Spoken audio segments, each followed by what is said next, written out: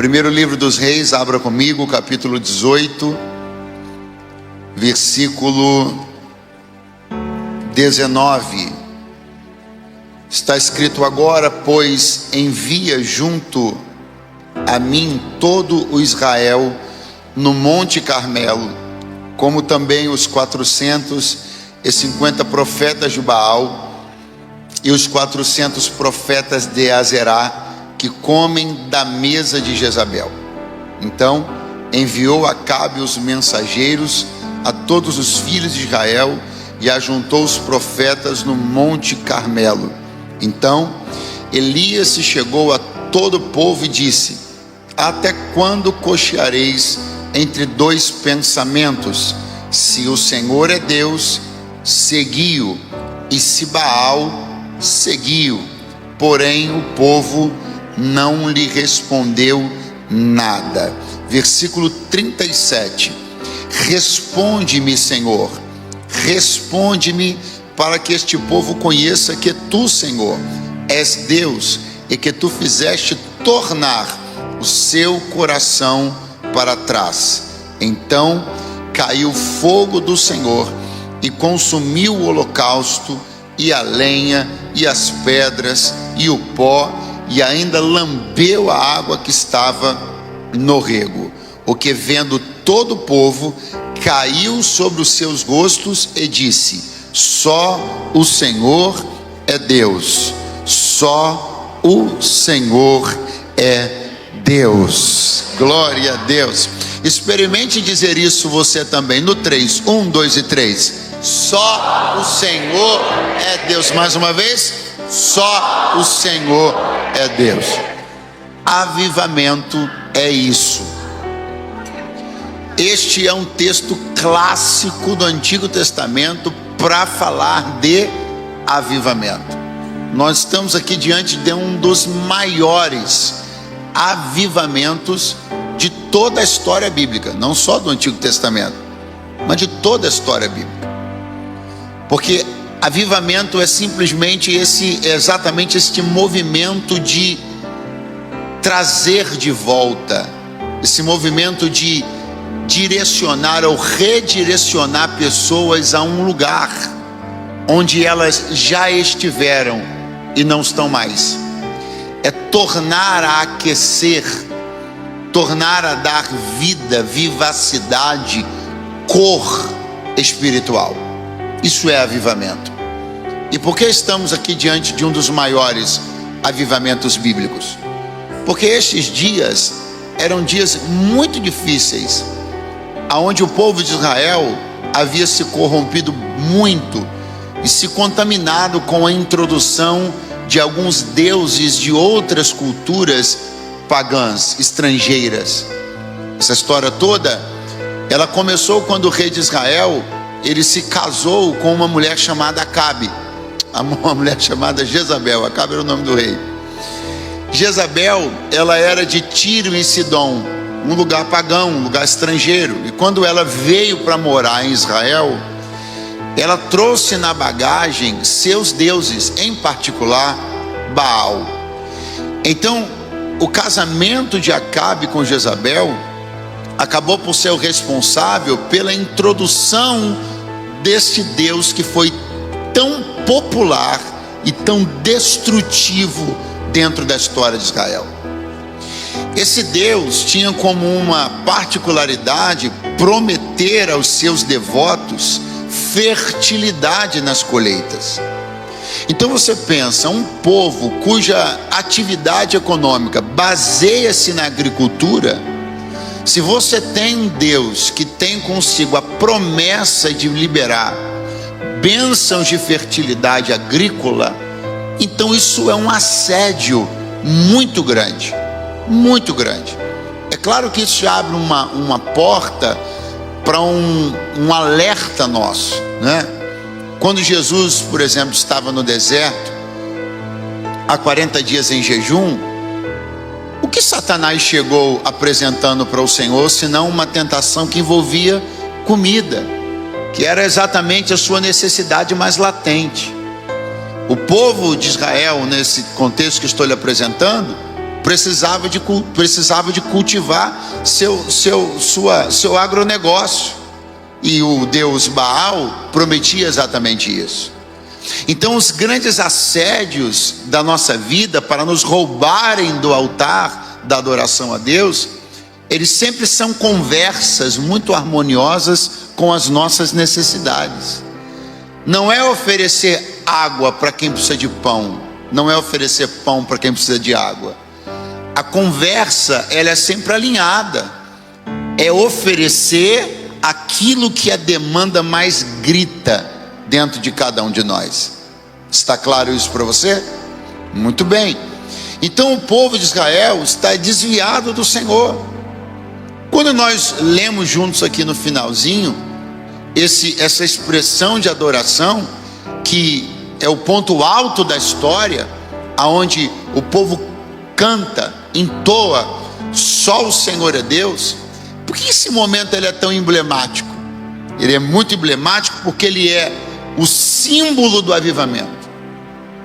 Ele é a síntese do avivamento, porque foi exatamente isso aqui que tinha sumido, exatamente isso aqui que tinha desaparecido. Pastor, peraí, o senhor está dizendo que tinha desaparecido essa frase? Não, mais do que isso.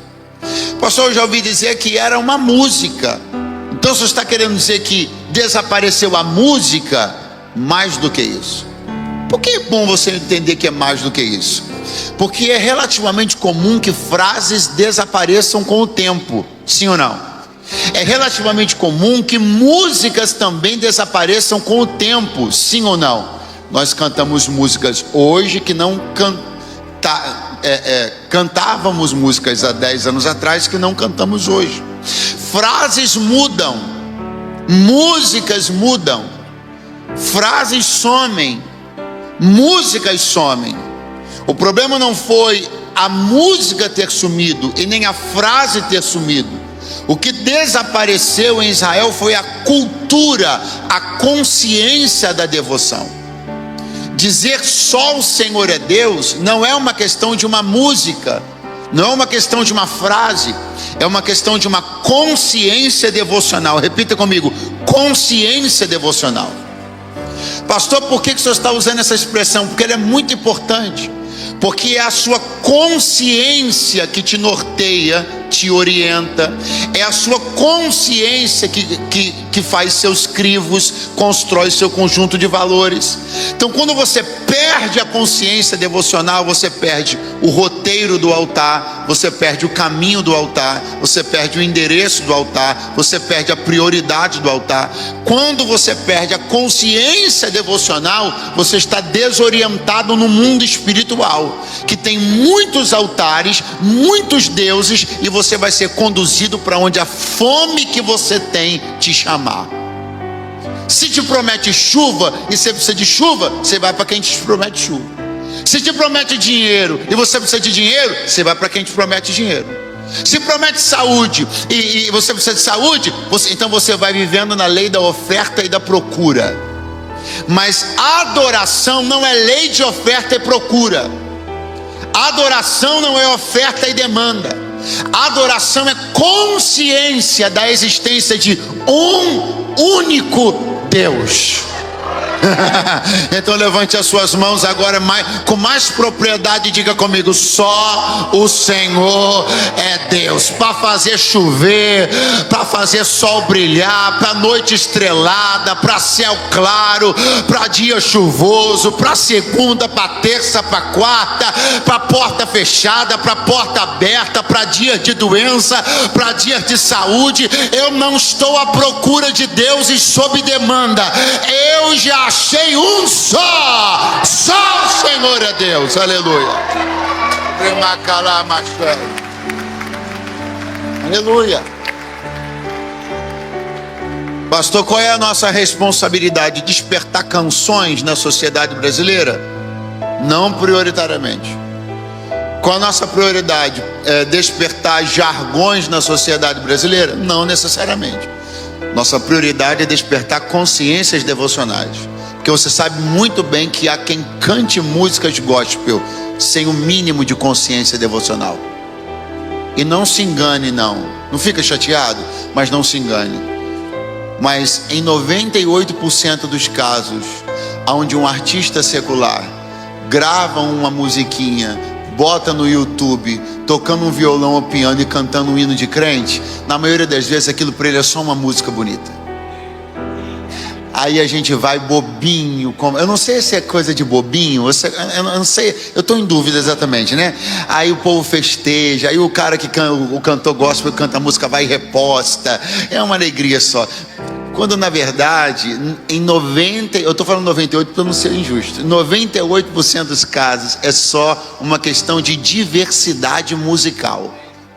Ele canta o gospel tal qual cantaria qualquer outra coisa, porque o artista gosta de diversidade musical, diversidade artística, diversidade na sua expressão. Então não é essa a nossa busca. A busca é despertar consciência devocional.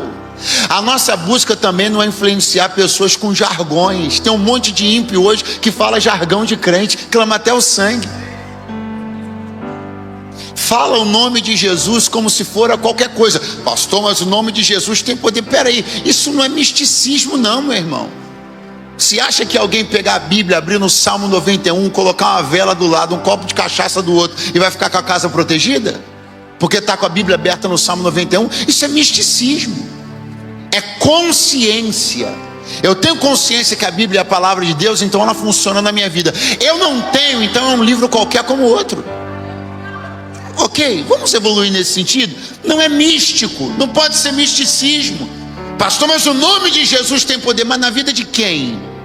De quem tem consciência que Ele é Deus, Ele é o Filho de Deus. Não é na boca de qualquer pessoa que diz o nome dEle, como diz o nome de qualquer santo, que diz o nome de qualquer um das tantas divindades que Ele chama e que Ele conhece, na pluralidade da sua devoção. Quem ainda está aí, diga alguma coisa. Então pega a mão de alguém que está do teu lado e fala para ele: é consciência devocional. O papel da igreja é despertar consciência devocional. Porque hoje você entra na internet, tem ímpio chacoalhando de língua estranha, tripudiando, falando em língua estranha. Não é isso não. É consciência de que só existe um único Deus, e existe um único mediador entre Deus e os homens, a saber, Jesus Cristo, seu Filho, e um único Espírito, o Santo da promessa. Aleluia! Glória a Deus. E no meio de todo esse contexto, então, o Senhor desperta o ministério de um homem chamado Elias. Elias, ele sai do interior de um lugar chamado Tisbe, e ele chega na capital Samaria com uma palavra de Deus: não vai chover, Deus vai fechar o céu, só abre de novo segundo a minha palavra. Porque já que vocês acreditam que Baal é quem dá para vocês o que vocês têm, então Deus vai fechar a torneira lá em cima, para vocês de um jeito ou de outro entender que o governo é dele, que quem manda é ele, e que ele é o Deus de vocês. Vocês podiam ter aprendido do jeito fácil, não quiseram, vão aprender do jeito difícil. Um amém lá no canto, um aleluia lá no final. Porque escassez é pedagógica. O fechar da torneira é pedagógico. Deus usou isso muitas vezes, e não pense que Ele parou de usar. Então vamos lá, eu vou atingir vocês exatamente no ponto onde vocês mais estão falhando. Vocês pensam que é ele que faz o Baal? Vão descobrir que não é, sou eu. Acharam que era ele que tinha aberto a torneira? Então agora, quando eu fechar, vocês vão descobrir que a torneira é minha.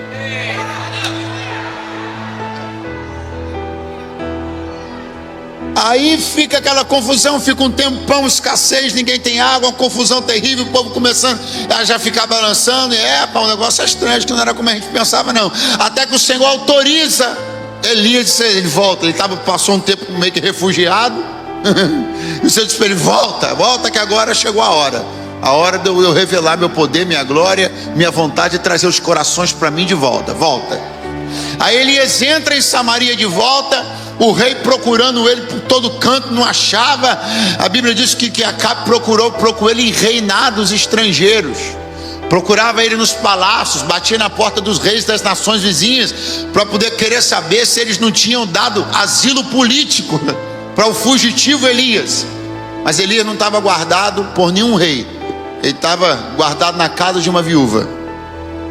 O asilo político que Deus deu para Elias não foi com nenhum rei, foi na casa de uma viúva. E aí quando ele voltou, ele disse assim: rei, seguinte, reúne o povo, reúna o povo no Carmelo, chame os profetas de Baal que comem da mesa de Jezabel, chame eles, chame os de Azerá, chame os de Baal, chama todo mundo. Eu quero encontrar com eles no Monte Carmelo. Agora preste atenção, você reparou que Elias não fez essa convocação? Ele pediu a Acabe, rei, para que fizesse essa convocação. Pergunte por quê? Porque essa era uma mobilização social, e Elias não se viu em condições de fazer uma mobilização social, chamar as pessoas, reuni-las num determinado lugar. Isso é mobilização social. Pastor, meu camarada não tinha poder? Tinha e não era pouco não. Mas ele não tinha unção de Deus? Tinha e não era pouco. Mas você precisa entender que no assunto autoridade, qual é o assunto que eu falei? Existem níveis e existem tipos. Autoridade é um termo muito amplo, tem muitas camadas. Nas camadas da autoridade você vai encontrar duas coisas importantes: nível e tipo. Elias tinha muita autoridade, mas na camada do tipo da autoridade, ele discerniu que ele não tinha autoridade de convocação social, de convocação política. Então ele chamou o homem que tinha essa autoridade, o rei, e disse assim: bota todo mundo no lugar que eu estou te pedindo, leve eles para o Horebe, o Carmelo. Só que tem um detalhe: quando chegou no Carmelo, o homem que não tinha autoridade de convocação social, a gente descobriu que ele tinha autoridade de invocação celestial. Acorda a pessoa que está do teu lado, acorda ele, diga assim: não se preocupa se você não tiver autoridade de convocação social. Diga, de repente você fez um grupo de WhatsApp, fala para ele, no outro dia saiu a metade das pessoas. Mas o importante para um crente é ele ter poder de invocação celestial. Você pode até não conseguir colocar as pessoas no lugar que você quer, mas você pode trazer o céu para onde estão as pessoas. Alguém ainda está por aí, pelo amor de Deus? Aleluia! Glória a Deus! Elias está dizendo assim: faz a política que eu faço o profético. Leva as pessoas para onde eu estou te pedindo, e eu levo o céu para lá. Bote todo mundo onde eu estou te pedindo, e eu chamo Deus para lá. Elias entendeu o seguinte: se eu bater na porta de todo mundo, eles não vão. Se Acabe chamar, eles vão. Agora, com todo mundo lá em cima, se Acabe chamar, Deus não vem. Mas se eu chamar, Deus desce na hora. Aleluia! Está todo mundo lá. Aí diz a Bíblia desse jeito, que Elias vai fazer duas coisas. Quantas coisas? Quantas coisas? Primeira, ele se chegou. Segunda, a todo o povo. Primeira, se chegou. Segunda, a todo o povo. Tem dois segredos aqui. Isso é mensagem de avivamento. Nós queremos conquistar a cidade, sim ou não? 5 pessoas. Nós queremos conquistar a cidade, sim ou não? Então olha o segredo de Elias: se chegou. Aproximação. Primeiro detalhe: aproximação não é contaminação, aproximação não é concordância, aproximação não é condescendência. Jesus se aproximou de muita gente, mas não concordou com muitas delas. Cuidado com esse discurso é muito perigoso. Ah, mas Jesus comeu na mesa dos publicanos e pecadores, mas largou o aço em todos eles. Ah, mas Jesus andou com as prostitutas, só quando encontrou pela primeira vez. Depois ela largaram a prostituição e viraram crente. A aproximação é uma coisa, a condescendência é outra. A aproximação é para que o indivíduo perceba que a unção que você tem não é uma unção sectarista. Você tem uma unção, mas não se julga superior. Então você se aproxima, e logo ao se aproximar, começa o processo de influenciá-la pelo poder que opera em você. Aí é diferente. Diferente. Então Elias se aproximou, todo mundo desviado, e o profeta foi lá, os caras desviados, o profeta foi lá. Se chegou, segundo aspecto, a todo o povo. Havia 12 tribos representadas ali. Quantas tribos? Muito fraco. Quantas tribos? As 12 tribos de Israel tinham várias distinções. Elas habitavam em espaços geográficos diferentes dentro do território de Israel. Elas tinham atividades econômicas um pouco diferentes. Elas tinham capacidade de guerra, poder bélico diferente. Elas tinham um contingente diferente. Elas tinham habilidades especiais. Elas eram diferentes em quase tudo. Só que quando Elias foi se chegar, ele se chegou a todos.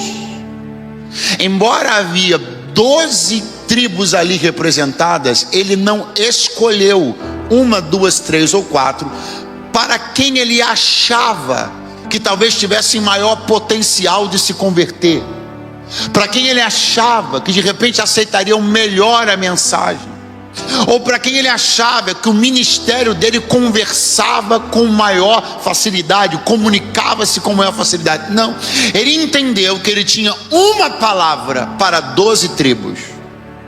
Não são 12 palavras para 12 tribos, é uma palavra para 12 tribos. Pastor, não entendi. Vai entender agora. Não importa qual é a tribo, não importa qual é o perfil, não importa qual é a classe social, não importa qual é o nível cultural, só existe uma palavra para todas as tribos. Se nós quisermos customizar a palavra para cada tribo, nós vamos trair a palavra. Todo processo de adaptação e customização é um processo de traição. Se eu quiser adaptar a palavra, eu traí a palavra. Se eu quiser customizar a palavra, eu traí a palavra. Não, pastor, você está falando isso, mas é porque tem um pessoal que eles são de um nicho mais assim, palavra neles. Não é que tem um pessoal que eles têm uma cultura, palavra neles. Não é porque é porque uma família que é palavra para eles também.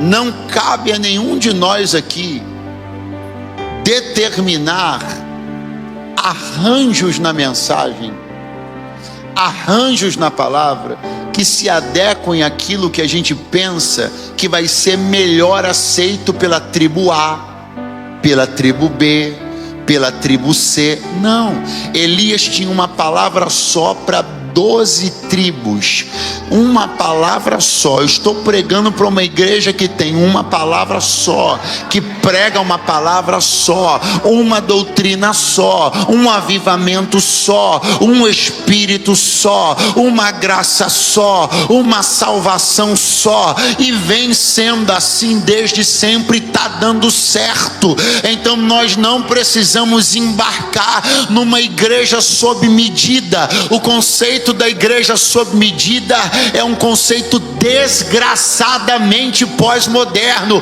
A mensagem do evangelho precisa continuar sendo uma só fé, um só batismo e um só Senhor. Quem diz glória a Deus aí que eu quero ver? 12 tribos chegando-se, falando a todas elas. E agora chegou a hora. Chegou a falar, avisa o seu vizinho aí, chegou a hora.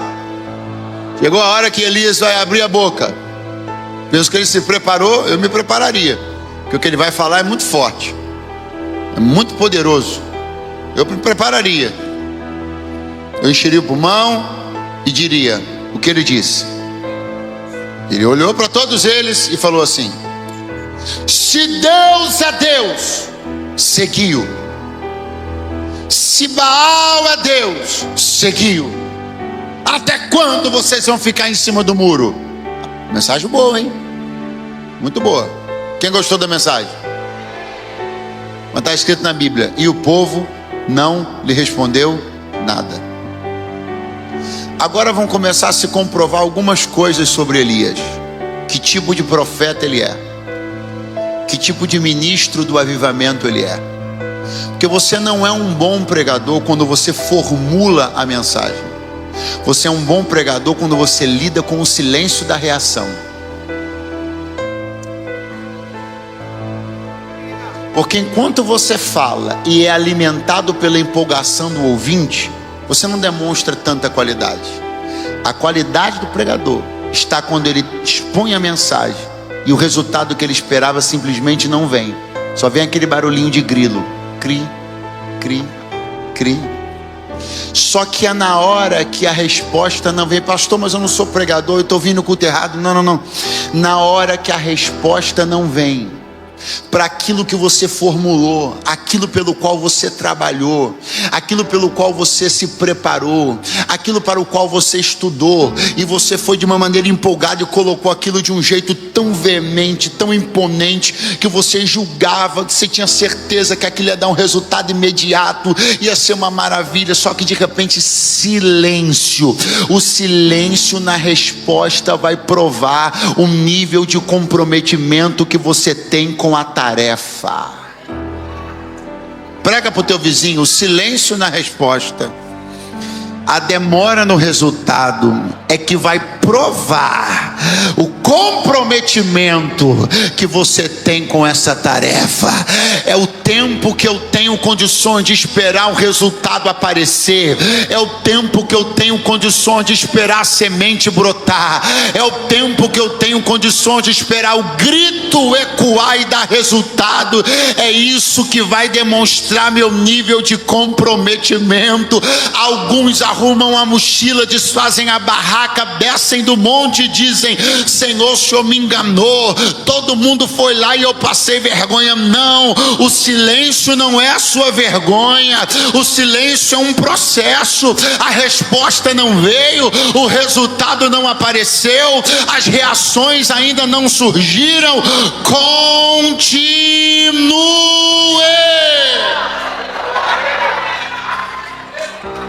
Porque agora, Elias, agora você tem duas opções. Ou você desiste das pessoas porque elas não te responderam como você queria, ou você reformula tudo e continua tentando despertá-las a resposta que você quer. Quando Elias colocou a coisa e o povo não lhe respondeu nada, eu estou falando silêncio, irmão. É hora que é melhor alguém da plateia apontar e falar alguma coisa, retrucar, querer discutir, brigar, do que ficar em silêncio. O silêncio é que machuca o pregador. O silêncio é que machuca aquela pessoa que se preparou tanto para começar uma coisa e parece que não se movimentou absolutamente nada, não tem resultado nenhum, não está acontecendo nada. Tem hora que a gente até queria uma luta. Ou se eu preferia estar numa luta, porque esse silêncio está me dando uma agonia tão grande. Eu preferia que alguém estivesse se levantando contra mim, para eu ter alguém pelo menos para lutar. Porque essa sensação de vazio, essa sensação que não está acontecendo nada, essa sensação que nada está se movendo, é que corrói a gente e faz com que a gente tenha vontade de desistir. Mas em nome de Jesus, nessa noite de avivamento, o Senhor nos reuniu aqui para dizer: se um silêncio andou desanimando você, é você que precisa rever a coisa toda. Silêncio não vai te parar, respostas que não vieram não vão te parar. Eu não vim pregar para desistentes, eu vim pregar para quem vai continuar até que a resposta venha. Oh, aleluia! Ah, não! Não!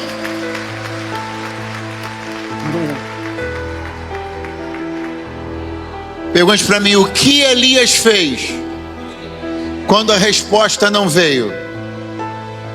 Ele começou a olhar ao redor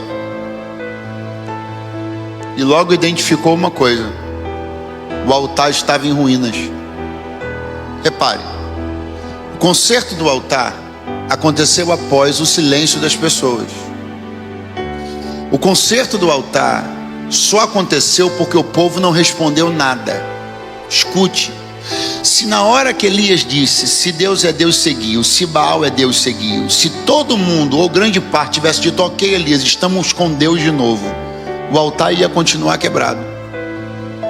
Então o silêncio, a falta do resultado é a sua oportunidade de olhar o que você tem para melhorar no seu ambiente. Pastor, vamos lá, se o povo tivesse respondido na hora que Elias queria, o que teria acontecido? Não, eu vou te dizer o que não teria acontecido. O altar não teria sido reparado, fogo de Deus não ia descer, e uma das maiores manifestações espirituais do Antigo Testamento não iriam ter acontecido. Por quê? Porque respostas que vêm cedo demais acabam impedindo grandes acontecimentos.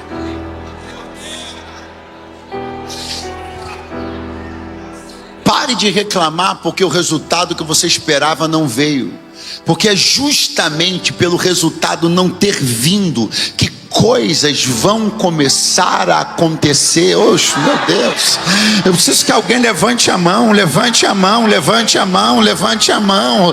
Alguém está olhando dizendo, ih, profeta fraco, o povo não respondeu nada. Ih, profeta fraco, ninguém foi no culto dele. Ih, olha lá ela tentando e não está dando em nada. E Deus dizendo, mas tem altar que vai ser reparado, fogo que vai descer, céu que vai abrir, e tudo isso só vai acontecer porque quando os homens dão silêncio para um profeta meu, quem abre a boca para responder sou eu.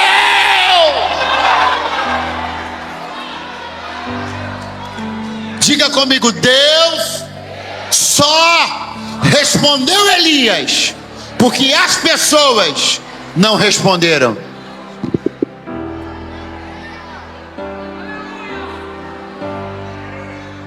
Deus só respondeu Elias porque as pessoas não responderam. Você quer a resposta de quem? Eu quero das pessoas, então vai ficar sem a resposta de Deus. Porque Deus simplesmente não aceita que sua voz se embarace a voz de ninguém. Então onde homens respondem, Deus não responde. Pergunte por quê? Porque se homens responderem e Deus também, quando acontecer, você não saberá a quem agradecer.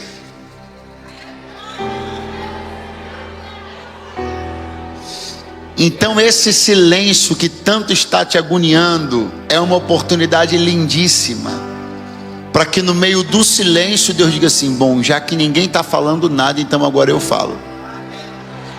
Já que ninguém está ajudando ele, então agora eu ajudo. Já que ninguém está socorrendo ele, então agora eu socorro. Já que ninguém está fazendo nada por ele, então agora eu vou fazer. Eu não vou disputar minha voz com a de ninguém. Mas já que não responderam e ele não parou, então agora quem faz sou eu, quem abre sou eu, quem resolve sou eu, quem libera sou eu. Glória a Deus! Remalama Xangaraia. Elias olhou para as pessoas e fez uma coisa que eu vou desafiar você a fazer. É maravilhoso. Ele olhou para elas e disse assim: cheguem-se a mim. Cheguem-se a mim. O que ele falou? O que ele falou? Você tem ideia do que é isso? Como é que estava o altar quebrado? Ia ser restaurado? Ia, mas ainda não tinha sido. Então Elias tem uma coerência muito grande. Ele não convida as pessoas para o altar. Por quê? Porque estava quebrado. Então ele convida as pessoas a ele. Por quê? Porque ele estava inteiro. Escute uma coisa, nem sempre você vai estar em ambientes onde os altares estão reparados. E nem sempre você vai ter capacidade de decidir sobre a reparação dos altares. Então quando você estiver num lugar que o altar está quebrado e você não pode resolver, chame as pessoas a si próprio. Pastor, não entendi não. Vai entender agora, eu vim aqui para explicar mesmo, a minha vida é essa. Como é que as coisas estão lá na sua casa? Pastor, está uma confusão só. Você tem capacidade de resolver? tudo que está errado na sua casa? Pastor, não tenho não. Depende de você? Depende não. Você pode tirar tudo de errado que está lá dentro, hoje ainda? Pastor, não posso não. Você pode botar tudo em ordem que está bagunçado lá? A decisão é sua? Pastor, não é não. Tudo bem. Então o que você vai fazer? Chega lá, no meio da coisa como está, olha para quem você puder e faz com que essas pessoas tirem os olhos de tudo que está quebrado e coloquem os olhos em você. Porque crente que tem altar em si próprio, não importa o ambiente que ele está, ele converge as pessoas na direção. Eu estou sentindo Deus muito forte aqui. Pega a mão de alguém que está do teu lado, pega a mão dele e diga assim: eu estou sentindo que tem alguma coisa que, se dependesse de você, você resolvia. Tem algum cenário que, se você pudesse mudar, fala para ele, você mudava. Mas já que você não pode, acenda um fogo em você e chame todo mundo para ver você queimar. Quem está aí? Rolamá e barabarabaxaia. Aleluia! Aleluia! Elias disse: cheguem-se a mim, eu sou a referência de vocês. Pastor, mas isso não vai soar pretensioso? Vai! Ué, pastor, mas pastor, vão achar que eu sou vaidoso? Vão! E daí? Você vai fazer o quê? Vai deixar que outras pessoas se levantem como referências na sua família? Você vai deixar que o pedagogo, intelectualmente, espiritualmente perturbado, que é o orientador educacional dos seus filhos, ele seja a referência da sua família? Então, ou você chama para você, campeão, ou alguém vai fazer isso no seu lugar. Ou você incendeia a tua vida e leva as pessoas a olharem para você, ou o primeiro exemplo de frieza que elas encontrarem será o modelo delas a ser reproduzido. Alguém ainda está por aí? Diga alguma coisa. Não é só uma questão de omissão. Se você não fizer, o espaço não vai ficar em branco, alguém vai fazer. Se você não fizer, a professora do seu filho vai fazer. Se você não fizer, aquela sua prima, aquela sua tia, sem Deus, sem pai nem salvação, que ela é uma maravilha, ela é uma pessoa alegre, espirituosa, gente boa toda a vida, mas é uma treva. Faz um pudim, faz uma feijoada. Não estou falando da comida que ela faz, estou falando do espírito que acompanha ela. Balamacheia. Então, se você não fizer isso, quem vai fazer é ela. As pessoas vão eleger uma referência. A pergunta é se vai ser você ou outro. Elias bateu no peito e disse: vocês vão olhar para mim. Tem profeta nesse monte. Cheguem-se a mim. Eu estou profetizando, você vai sair desse Aviva cheio de autoridade. Você não vai sair desse Aviva cheio de vaidade, não. Você vai sair desse Aviva cheio de autoridade. E escute, em algum momento alguém tolo vai confundir autoridade com vaidade, mas você e Deus sabem que não é vaidade, é autoridade.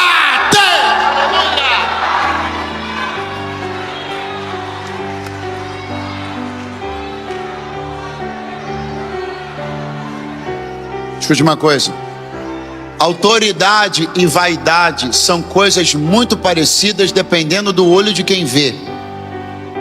Autoridade e vaidade podem ser coisas muito parecidas e até se confundirem, dependendo do coração de quem vê. Então não se preocupe com isso não. Continue exercendo autoridade, mesmo que alguém confunda isso com vaidade. Você e Deus sabem que não é uma questão de vaidade, é uma questão de salvar a tua família. Então você vai matar no peito e vai dizer: cheguem-se a mim. Pastor, mas tem altar destruído perto de mim. Entra na frente do altar, tapa a visão dele. Ai, Jorebaia.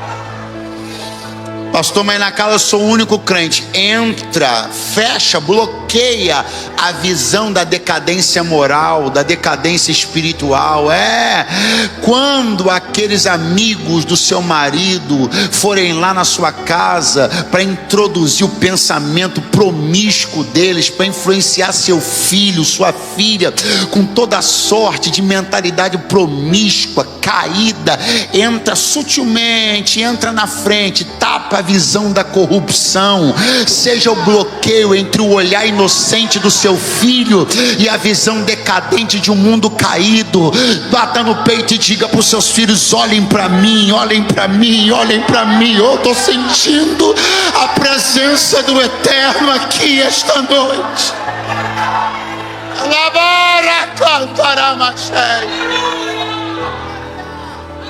Cheguem-se a mim, cheguem-se a mim. Elias repara o altar e coloca no altar 12 pedras. Quantas pedras? Muito fraco. Quantas pedras? Aí ele diz assim, ó: bota 4 cântaros de água aí. O pessoal vem e joga 4 cântaros de água. Elias olha por 4 cântaros de água, diz assim: bota mais 4. Aí eles vão, trazem mais 4. Aí Elias olha e diz assim: bota mais 4. Não foram 12 de uma vez, foram 3 parcelas de 4. Quem não gosta de parcela deveria aprender com Elias. Fora de brincadeira, preste atenção. Não foram 12 cântaros despejados de uma vez.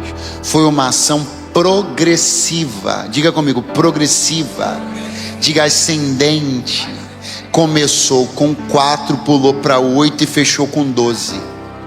Avisa para o teu vizinho: só altar de Deus faz isso. Já viu aquele negócio do expectativa versus realidade? Então, normalmente as nossas relações com o mundo, com as coisas do mundo, são assim: expectativa 12, realidade 4. Ou seja, você começa apresentando um tipo de ímpeto, um tipo de vontade, um tipo de entrega, mas no curso das coisas você vai desanimando, vai diminuindo. O altar de Deus é a única coisa no planeta que tem o poder de pegar o homem e fazer com que ele pegue seu projeto inicial e dobre, triplique. Diga para mim se quando a tua vida com Deus começou não foi assim.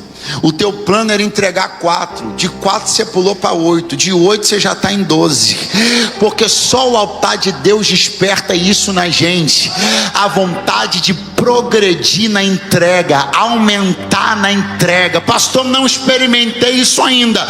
Pois vai experimentar. Você vai rever todos os seus planos para esse ano e vai redefini-los, mas não é de cima para baixo, é de baixo para cima. Aleluia! Bota as 12 pedras aí. As 12 pedras já começam a encerrar, representam o povo. As 12 pedras representam quem? Representam quem? Então tá bom, pastor, porque se o povo está representado, está tudo resolvido. Não. Representação é uma coisa, presença é outra. Vai embora não, hein? Quando Elias colocou as pedras que representavam o povo, ele olhou para o povo e disse assim: chega para cá. Aí alguém pode ter dito: não, mas já tem uma pedra me representando. Elias disse: o que te representa não te substitui. Se você procurar, se bater na tua porta, se você ver na internet, se você ouvir no rádio, qualquer lugar ou altar que abre mão de você, desde que você mande uma coisa que te represente, corre. Isso não é altar de Deus. No altar de Deus nunca o que representa uma pessoa vale mais do que ela. Pastor, eu não entendi. Eu percebi, mas eu vou logo assim. Vou. Como é que é aquela conversa? Você não precisa vir, manda a oferta, corre desse altar, hein? Como como é que é aquela liderança lá? Não entendo, eu entendo a sua correria. Ó, manda o dízimo, manda a sua oferta, eu mando a ceia na sua casa. Corre desse altar, porque esse altar fraudulento, esse altar mentiroso, se um envelope de dízimo substitui você, corra desse lugar. Isso é um lugar de pilantra. Se a sua participação na campanha de construção de um templo X ou Y é mais importante do que você integrado ao corpo de Cristo, dando glória a Deus, aleluia, fuja desse vagabundo. E eu digo isso com a liberdade de estar num altar que eu sei que seu dízimo aqui vale, sua oferta aqui vale, mas não vale mais do que você. Aleluia! Avisa para o seu vizinho, caso ele não saiba, diga: aqui nada que te representa vale mais do que você. Você vale mais, você vale mais, você vale mais, você vale mais. O ofertante vale mais que a oferta, o dizimista vale mais que o dízimo. Você vale mais. Aleluia. Só tem 12 pedras, mas eu quero não só as pedras que representam as pessoas, eu quero as pessoas também. 12 pedras, 12 cântaros de água. E agora Elias vai orar. E a oração de Elias é magnífica. Como é que é a oração de Elias? Responde-me, Senhor. Responde. É impossível você não fazer um link, porque agora há pouco a Bíblia tinha dito assim: e o povo não lhe respondeu nada. Aí vem Elias, agora olha para o céu e diz: responde-me, Senhor. Como quem diz: o Senhor está vendo que eles não estão me respondendo. Responde-me, Senhor, responde-me. Daqui a pouco, meu irmão, desceu. Nossos pentecostais já chegaram ou só vão vir semana que vem? Chama o pessoal da banda aqui, porque sempre quando vem a banda, todo mundo acha que vai acabar. Então vou chamar. Não vai acabar mesmo. Chama o pessoal da banda aqui para me ajudar. Diga comigo: desceu. Horrível, vai de novo. Desceu fogo do Senhor.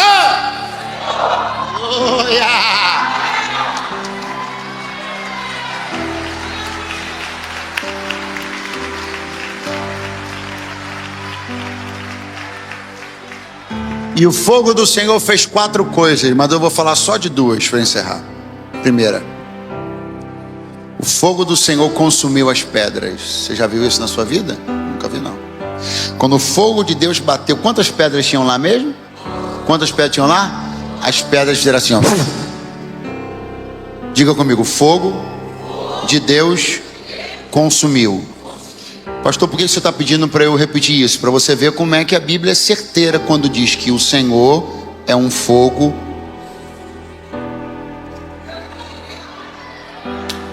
Um instante. Porque a mesma Bíblia que diz que o Senhor é um fogo consumidor também diz que Ele é. Também diz que Ele é. Olha para o seu vizinho com a cara de que não está entendendo e diz assim: eu só estou vendo o fogo consumidor. Pergunta para ele: cadê o amor? Quer ver o amor? Quem quer ver o amor? Pastor, não tem amor. O senhor acabou de dizer agora que desceu o fogo do céu e consumiu. Se consumiu, só tem o fogo consumidor. A única coisa sobre Deus que eu estou vendo nessa história bíblica aí, pastor, é que o fogo de Deus consome. Eu estou vendo e eu estou ficando já assim, ó. Não, tem o amor também. Quem quer ver o amor, diga amém.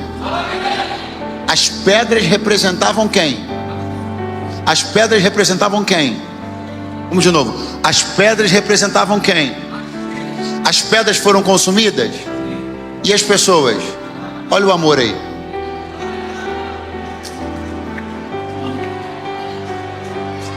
Pastor, não entendi. Vai entender agora. Teve algumas coisas na tua vida que foram consumidas, mas você está vivo. Olha o amor aí. Porque se Deus não consome nada, Ele nega seu próprio caráter. E a Bíblia diz que Ele não pode negar a si mesmo.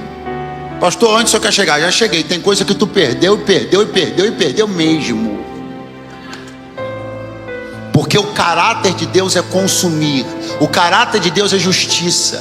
Pastor, então o senhor está pregando um Deus injusto? Não, tanto ele é justo que ele consumiu uma coisa ligada a você, mas te deixou vivinho aí para construir tudo de novo.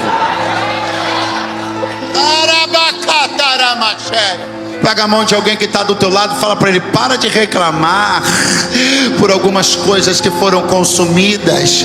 Pare de reclamar por algumas portas que se fecharam. Deus estava trazendo o teu coração de volta. A parte boa é que se você está vivo, é porque Ele ainda acredita em você. Aleluia.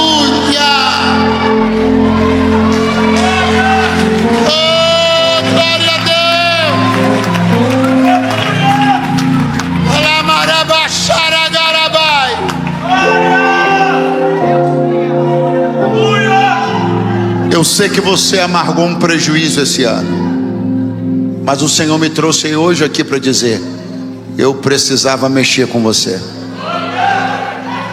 eu precisava chamar a sua atenção. Se eu desse lugar a toda a minha justiça e ira, diz o Senhor, você não estaria hoje aqui. Mas eu olhei para você, olhei para algo que tinha ligação a você. Olhei para você, olhei para algo que tinha relação com você. E como eu sou muito coerente, não posso negar o meu caráter, eu preciso ser o fogo que consome e o amor que preserva. Então eu consumi uma coisa ligada a você, porque eu não posso negar o meu caráter. Você precisava aprender uma lição, mas manifestei o meu amor te preservando na beira do altar, porque eu acredito que você está doido para dizer de volta: só o Senhor. Ei, quem está me ouvindo?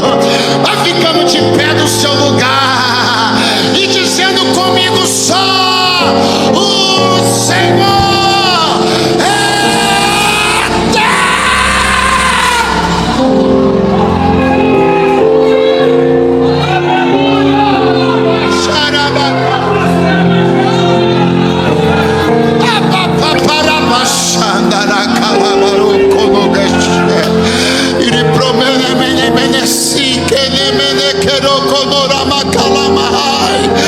Teu coração está de volta ao altar.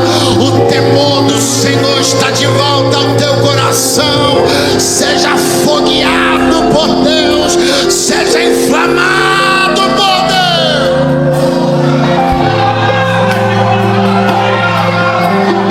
Ai, tchau.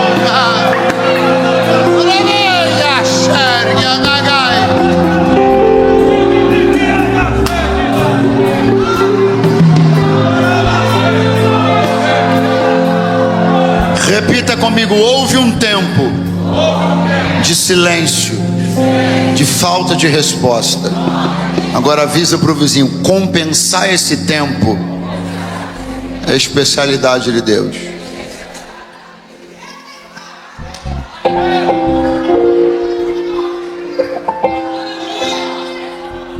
Pastor, me mostra. Mostro. Eu falei que ia falar duas coisas sobre o fogo. A primeira eu já falei: consumiu as pedras. A segunda, lambeu a água. É um verbo estranho, lambeu, mas o que ele sugere, o que ele comunica, que o fogo bateu, fez assim, ó. Não é que o fogo fez a água desaparecer por um processo, não. O fogo fez a água evaporar. Só que foi assim. Você já viu um processo desse? Algum de vocês, quem fez café hoje aqui? Quem fez? Aleluia. Quem fez café? Quem botou leiteira? Não precisa ser café. Quem botou água no fogo para ferver hoje, para fazer qualquer coisa? Arroz, café, quem botou? Assim que você ligou o fogo, a água sumiu? Sumiu? Para a água sumir, você tem que ligar o fogo. Ela tem que atingir 100 graus de temperatura. Quando ela atingir 100 graus, ela vai entrar em estado de ebulição. Vai começar a ferver. Só depois, gradativa e lentamente, ela vai começar a sumir, porque isso tudo é um processo da física. Só que Deus pegou o fogo dele, botou o processo da física no bolso e disse assim para quem quisesse: tudo na vida obedece a um processo. Às vezes é demorado, mas quando eu entro, eu acelero o que eu quiser e coloco na mão de quem eu quiser, na hora que eu quiser. Quem está aí, levante a mão, abra bem a sua boca, porque eu sinto inspiração de Deus para dizer: vai acelerar, vai acelerar, vai acelerar, vai acelerar, vai acelerar.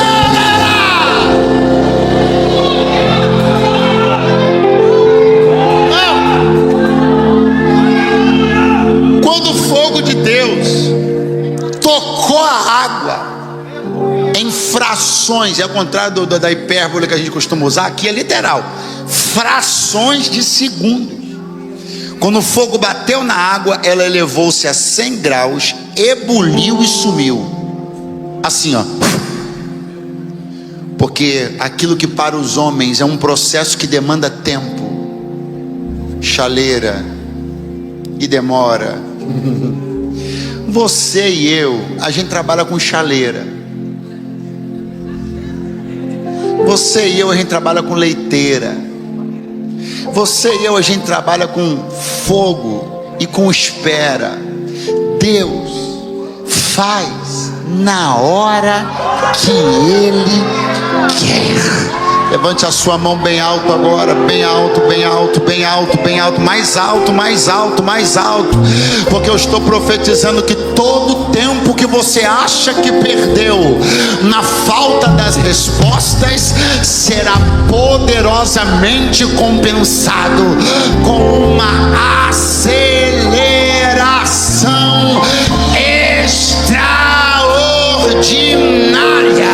Seja bem-vindo ao altar de Deus, aonde o fogo queima, aonde as brasas espalham, aonde os crentes são cheios.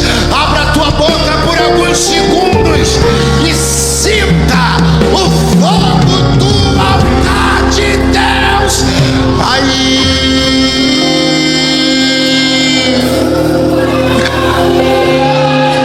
Diga: só o Senhor é Deus. Diga mais forte: só o Senhor é Deus. Diga mais forte: só o Senhor é Deus. Ainda mais forte: diga: só o Senhor é Deus. Mãos levantadas: só o Senhor é Deus. Só o Senhor é Deus. Só o Senhor é Deus. Na tua casa só Ele é Deus. Nos teus negócios só Ele é Deus. No teu ministério